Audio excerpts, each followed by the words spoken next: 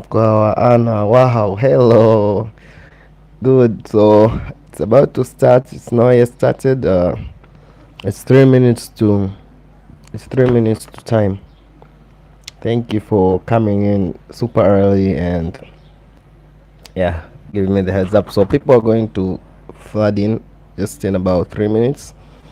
I'm so happy to see you. I'm really happy to see you. Hope you can hear me.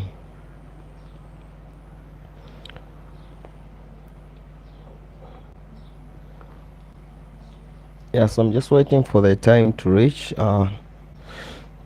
It's been a busy day today. I'm just happy I could make it. Let me try and wrap the camera a bit.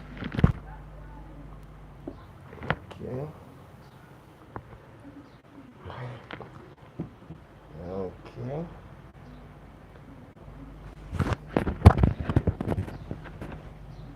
Hello. Happy you could make it. It's 2 minutes to time. I won't have the camera on but can see and hear clearly. That's fantastic. That's enough. Yeah, so today we're going to be having a good live stream since I think the news are really interesting. So we're going to start with politics and we're going to talk about Gaza, updates on Gaza, and updates on Trump's meeting with Putin, which we talked about last week and then it happened. So we'll talk about it again. And for economics, we're going to be talking about the latest data on global economic growth and consumer spending. Yeah, so it's 1 minute to go. Yeah,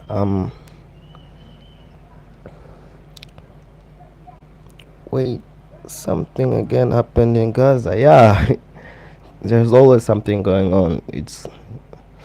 And it's not really looking good for the people in Gaza. So in about a minute we'll start talking about it. Yeah, it's now 3 p.m. So let's start. So the first news we're going to be talking about is the updates on Gaza. So I'm going to first read the summary. So Israel has launched a major military offensive, and the offensive aims at seizing Gaza City, and it's calling up tens of thousands of reservists. As you know, all citizens of Israel have been to the military, so all of them can become soldiers. And it's also ordering evacuations and relocations of civilians to the south. And at the same time, the Prime Minister Netanyahu has signaled his willingness to resume negotiations for a ceasefire and release all hostages, but only on terms acceptable to Israel, which are that Hamas has to demilitarize and its leaders should go away from Gaza. And Hamas has also conditionally accepted a mediated 60-day truce so that they can exchange hostages. So that's the biggest news on Gaza. Israel is preparing a military invasion of Gaza to disarm Hamas, but right now there is a ceasefire so that they can exchange hostages. And whether with the ceasefire or with the attack militarily, the basic fact remains that what they want to do is take over Gaza, demilitarize Hamas, put a leader who works for them, that's the leader of Palestine, and then start basically they want to control Gaza in terms of its leadership, but I don't think it will work since they have killed so many people there that the citizens will see through any lies they give. If somebody has killed your parents, if somebody has killed your uncle, if somebody has killed someone close to you, no matter which leader they put up there, the leader won't be able to convince you that those guys are good. It's really, really hard. So I still think that the best way is for Palestine to have its own leadership where Israel doesn't interfere, and that some justice is given to the people of Palestine by having some leaders of Israel face justice, because the genocide that happened and all the killings, unless something happens, I don't think the Israelis will just accept it as a fact of life. It's really, really hard. It's something that is etched in the collective core of a people when stuff like that happens. So yeah, it's really, really sad. And a question for my viewers: do you think all Israeli citizens agree on what its country is doing, or they're being brainwashed and controlled? That's a question I'll leave for you, and you can answer in the comments, because what's going on right now is genocide. And I saw that there are even protests in Israel going on, uh, that it should end the genocide.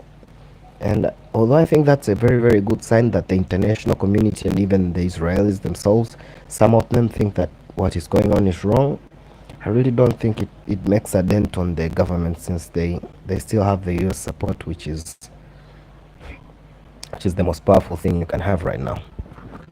So that was the news on Gaza. And again, once we have the app, Palestine can have a profile whereby even me from Tanzania can remember it every day, showing my support there. So you can have a page of Palestine being remembered by 100 million people, 200, 300 million people every day, and that will really show the international support it currently has.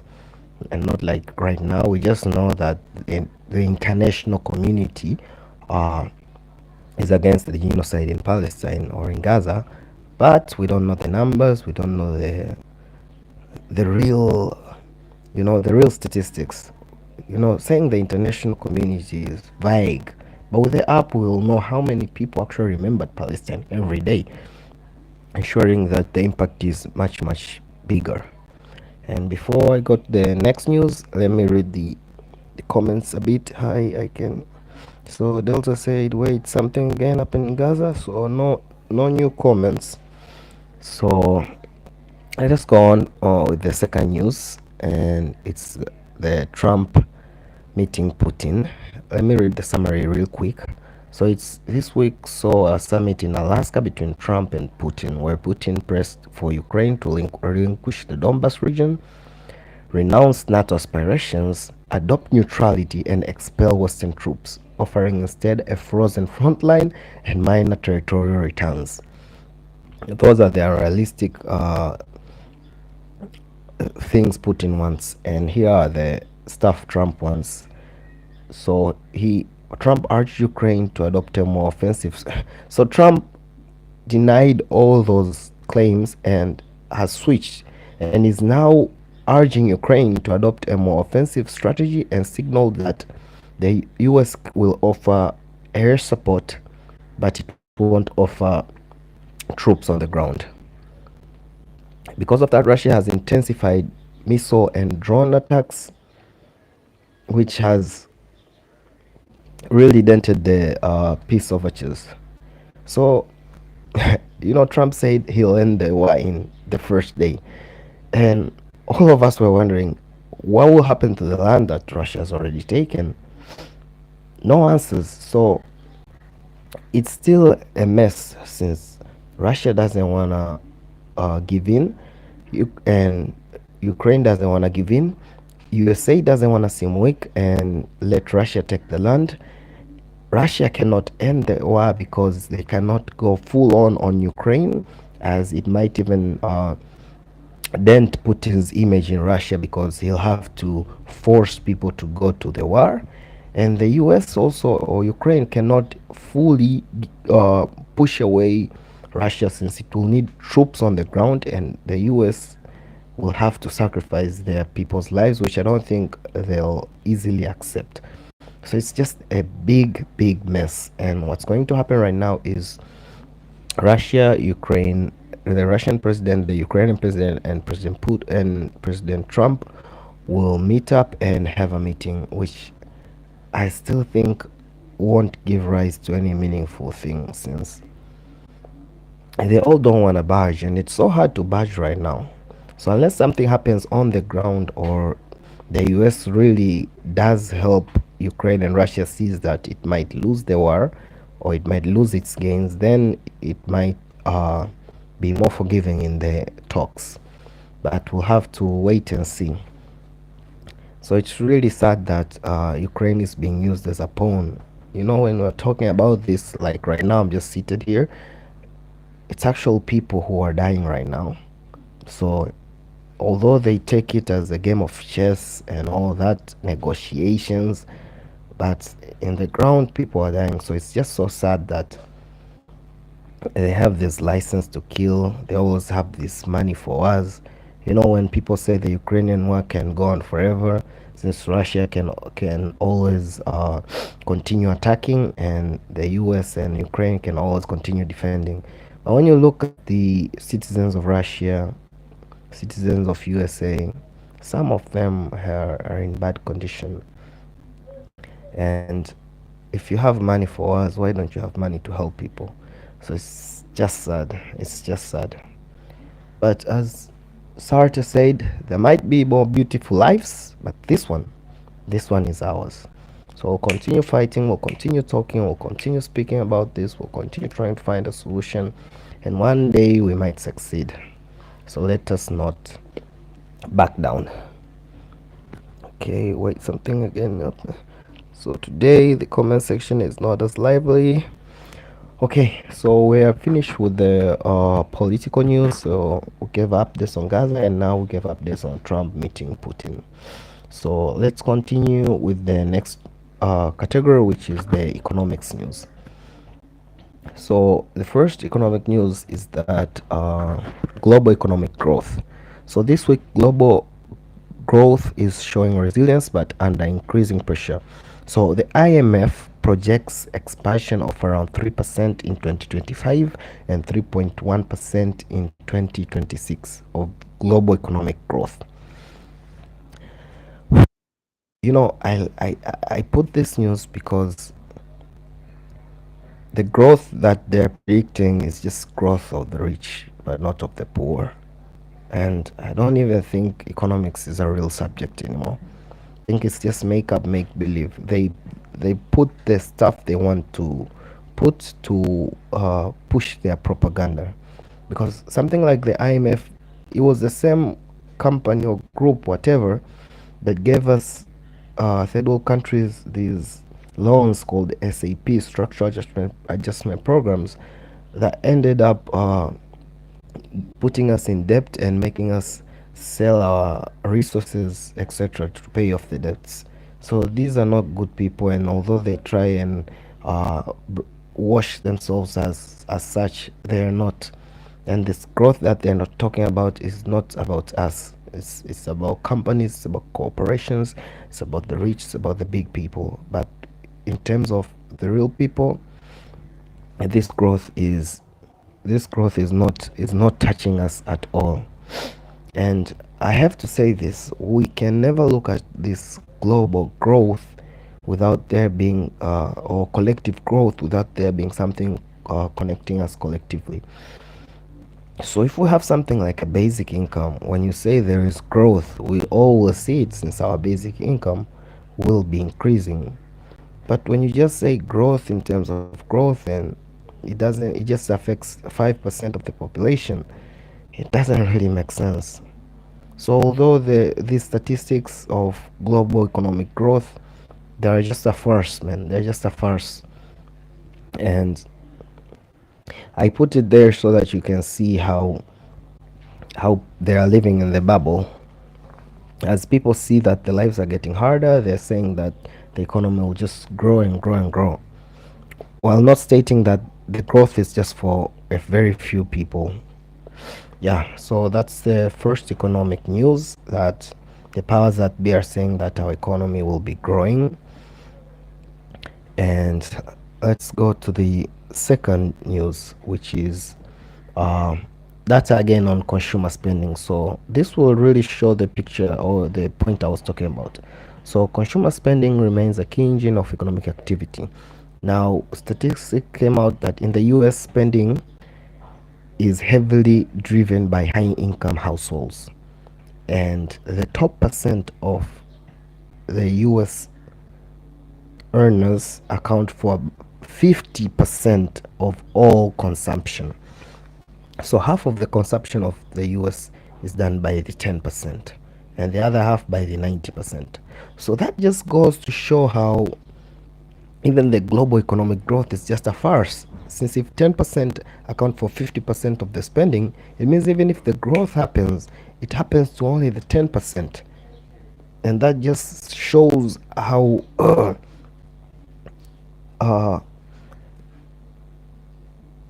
how free they feel to just platter this in front of us. That they're saying it's growing while that they're saying it's growing while it's just growing for a very few select people. So yeah, so that's so that just goes to show how the current situation is not good. If 50% of spending is done by 10% of people, that means that if they don't, then 90% account for 50%, which means that the 90% don't have that much of purchasing power, and that's that's just sad. That's just sad. And I have to say that the only way out of this is for us, the 90%, to fight back. And we already have the methods. There is boycotting, there is co-ops, there is community-driven companies, there is worker-driven companies. But all of these need infrastructure to work. You know, if I say I'm boycotting Coca-Cola today, it's hard for me to know that everybody around the world will be doing the same. Although there might be 100, 200, 300, 500 million people all over the world wanting to boycott Coca-Cola, we cannot all organize into one. So that's another reason why I think I'll be creating the app, because with the app, for those who already know it, which I think is most of you, we can have profiles, let's say anti-consumption profile, and it has more than 600 million people remembering it every day. So when we say we are boycotting a company, we all do it, right? Because we'll all agree to participate in that boycott, and when we all do it, we'll see the impact. Okay, so we can have other co-ops when a profile is being remembered every day. Let's say it's for a community, or so for a it's for a community. Someone can propose a bill to create a community grocery whereby the profits will be reinvested, or people will vote on how to use the profits, and all the stuff will be sourced from organic farmers, etc. So it'll be much easier to do anything once we have that profile where people are remembering it every day, and we're sure that these people who are remembering it every day are in it for life. They want to do it. That's why I think the app will really help with stuff like this. So that was the second news for economics, and the next one we're going to go to is technology. Let me pass through again the chats to see if anyone. So no comments today. It's been really no worries. Top ones. Yeah. Hi, Father Forstel. Let's continue. So we'll go to the next category, which is technology. So technology, let me first read the first news. So the first news is about Google's latest releases and updates. So it had a huge event. So the summary is: Google's Made by Google 2025 event unveiled a sweeping array of AI-powered hardware. So it released Pixel 10 family, which includes Pixel 10, Pixel 10 Pro, Pixel 10 Pro XL, etc., and a host of new AI features going with those pixels, with those new pixels and the new software. And my view on this is that progress is good, since research done right now to produce those pixels and that software and that AI will help other people in the future. There's a saying, there's actually a saying in our language which says safari moja huzaa nyingine, which means one journey gives rise to other journeys. So although I'm not a big believer of touch technology and these smartphones as the true future, I still believe that their research will help, and that the sweat, blood, and tears of all the engineers who work to produce those products and those features won't go to waste. But upon saying that, I still believe that the future of communication is voice and lip sync technology. So what I mean by this is that I believe that the smartphones of the future, or the communication device of the future, will be using voice tech and lip sync tech. So for example, instead of opening my phone, scrolling to find the YouTube app and then pressing the YouTube app, I'll just say open YouTube, and the machine, like this machine, will actually see my lips, will actually understand my lip syncing and just open the app without me having to press any buttons. And if I wanna put on the lights, I'll just say, and it will put on the lights. If I wanna, it will work everywhere. So that's the short form of it. I think I wrote an article about this, but that's the short form of it. But that's what I believe is the future of communication. And as I said, I applaud the engineers at Google for the work they did to produce the Pixel 10s and the software and features they were able to create. Yeah, so again, guys, we should always appreciate effort. And after that, let's go to the second news. And the second news is about public poll on AI replacing jobs. So the summary is: a recent Reuters poll found that 71% of Americans fear AI will permanently displace many jobs, while 77% worry AI could incite political chaos, and 48% oppose its use in military targeting. So Americans are afraid of AI replacing their jobs. Some of them think it will cause chaos, while others think it will cause military targeting. So global sentiment reflects similar unease, but residents of the US, UK, Canada, and Australia are notably anxious about AI replacing jobs, especially in sectors like journalism and entertainment. But for Southeast Asian countries and the EU, they show more optimism and regulatory trust. So on my view, I think we should be more like the Southeast Asian countries and the EU, in that we should have more optimism on AI replacing jobs and not looking at it just like it's a bad thing. So if we are able to do this, we'll start thinking about how we can live in such a world, such as thinking about basic income, which many people have been proposing. Because whether we like it or not, AI is here to stay. Whether we like it or not, automation is growing. And so the question of will they replace our jobs or not is not a question of if, it's a question of when. So it's here to stay, and what we should do is think of how we will live in such a world. And although many people have been saying that they will prefer a basic income, I think that a basic income is good since to allow people to survive, but we'll still need an economy whereby people can earn money and through their merit, right?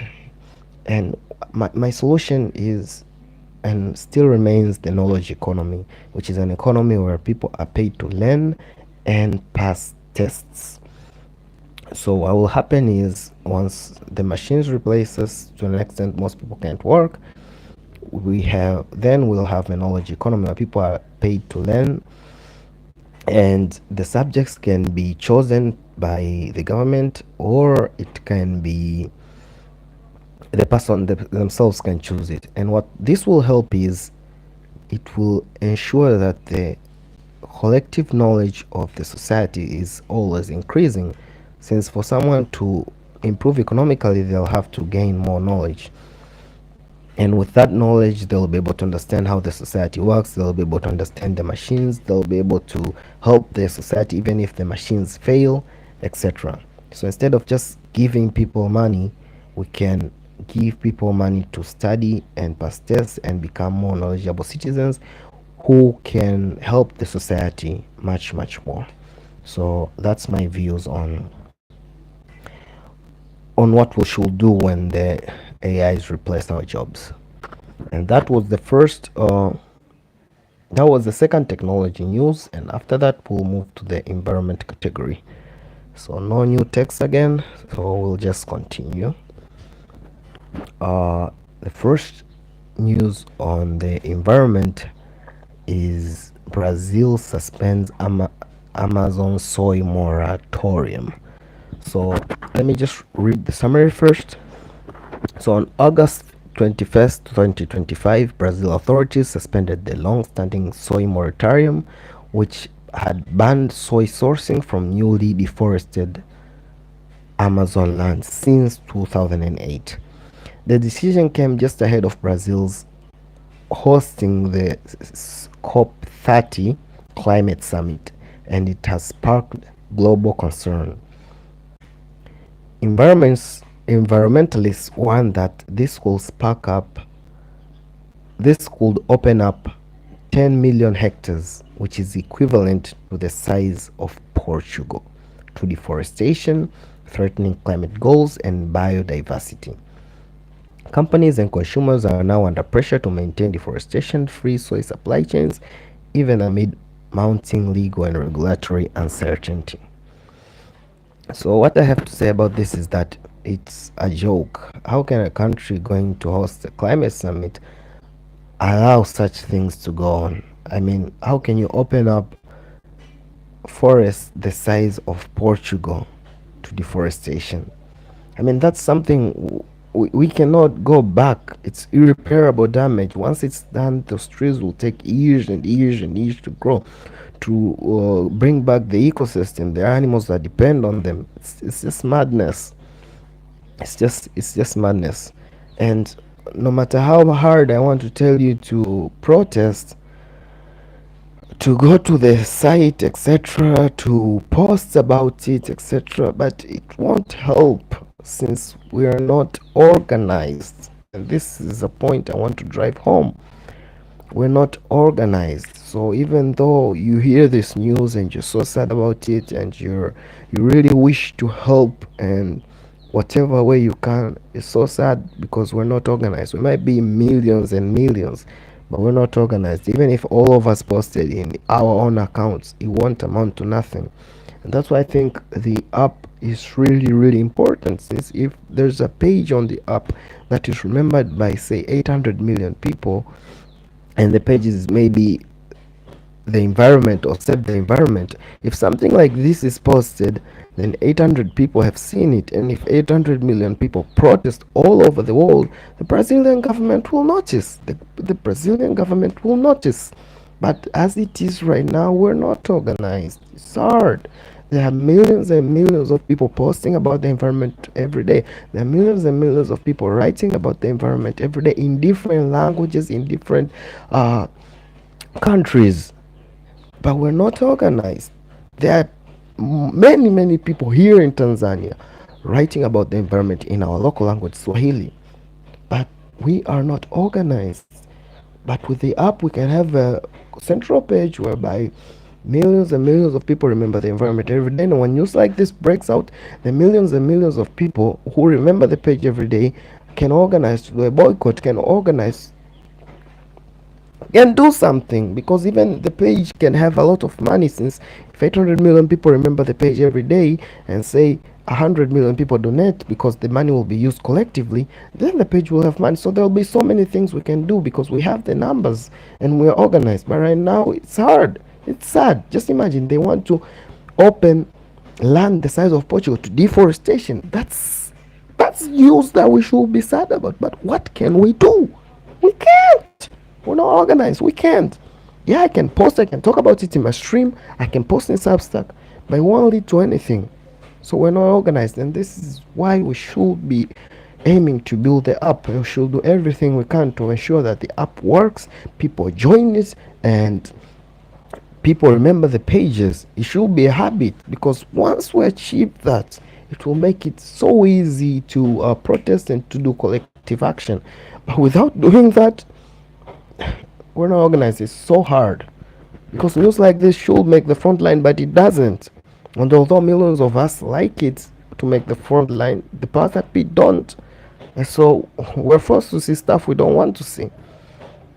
And so, yeah, that's the news. It's sad, but if we don't do anything, or if something like that doesn't come and we're not more organized, it's just gonna be left to the few people to continue fighting for all of us.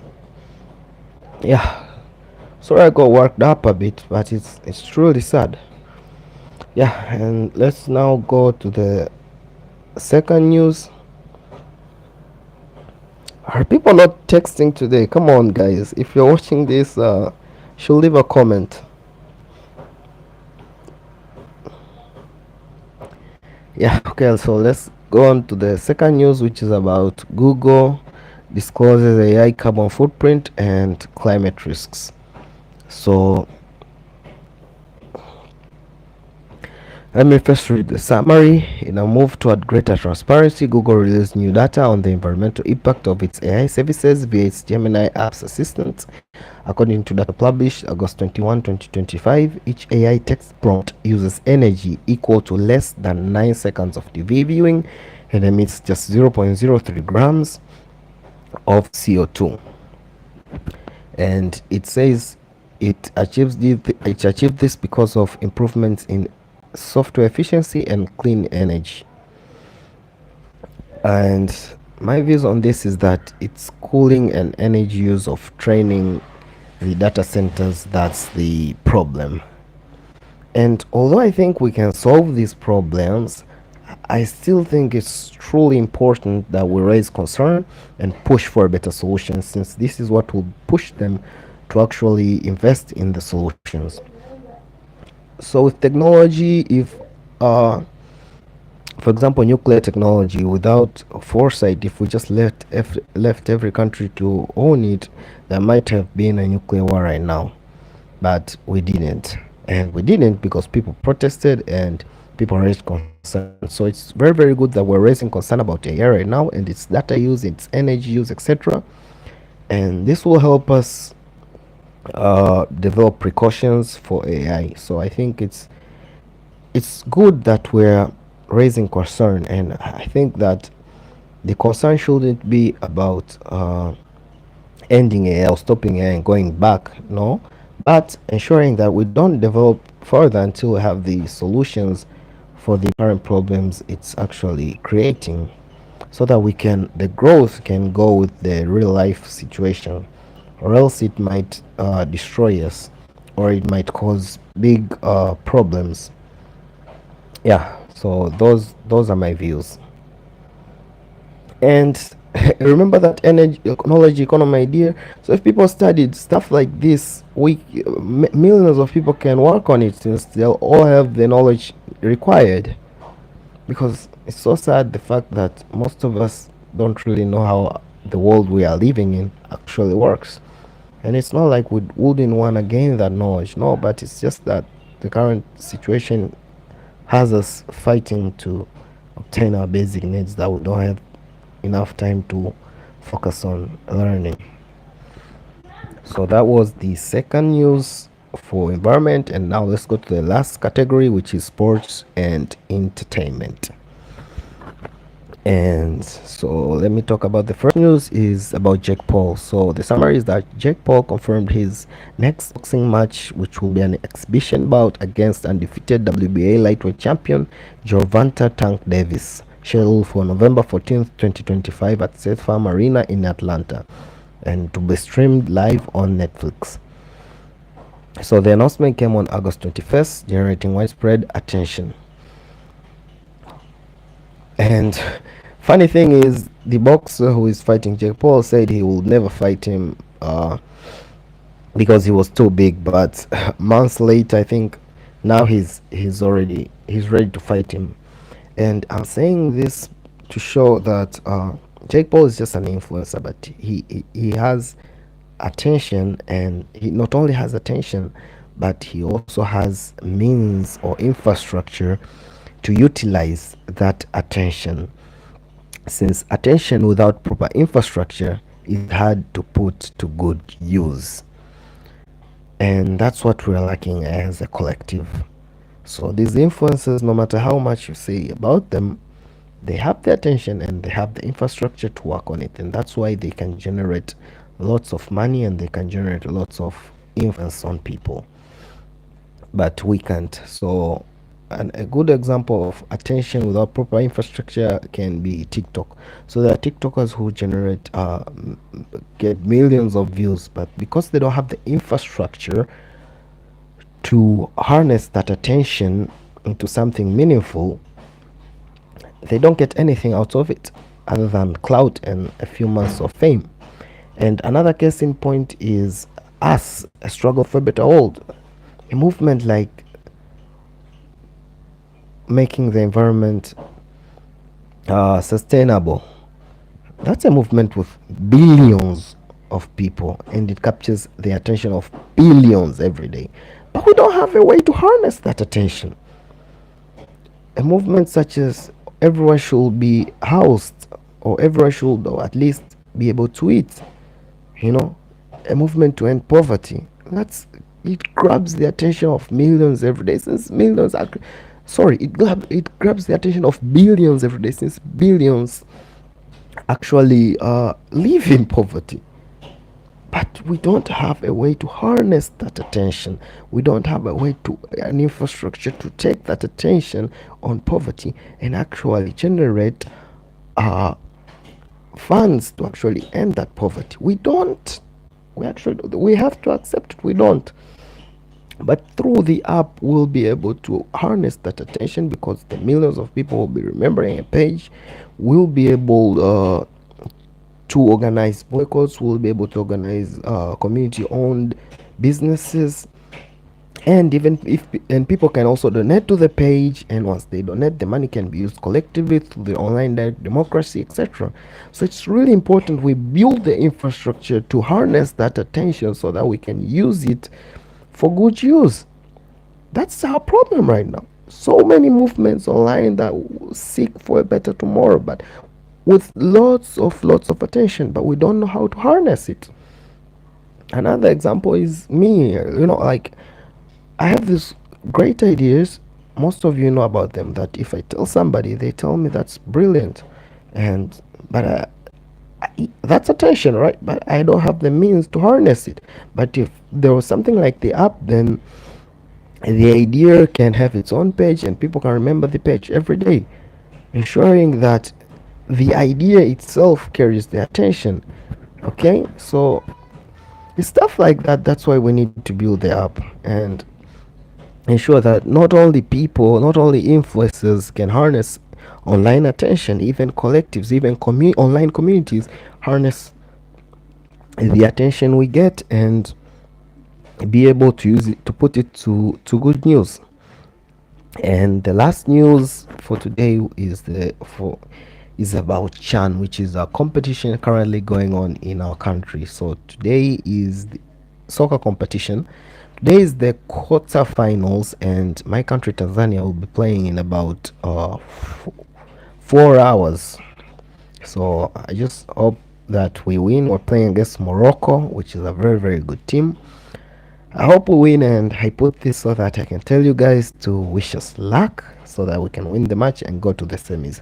I won't be going to the stadium because it will happen at night and our transportation is not as good, and we might go there and we might still lose. So yeah, but if they win, I'll go next time to the semi-finals. And yeah, so those are the news for today. And soccer is my way of coping, and I'm not a big movie watcher, but I like reading articles, reading stories, and watching soccer. So that's my way to cope.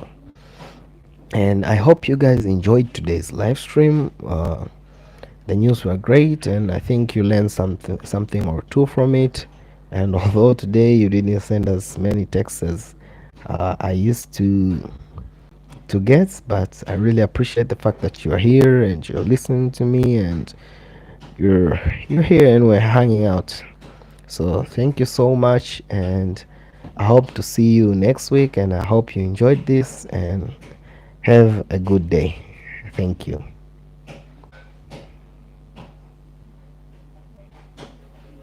Let's see. So top fans for the first time, Madam Miso. Oh, Anna, Delta Stranger, and White. Thank you guys. Take care.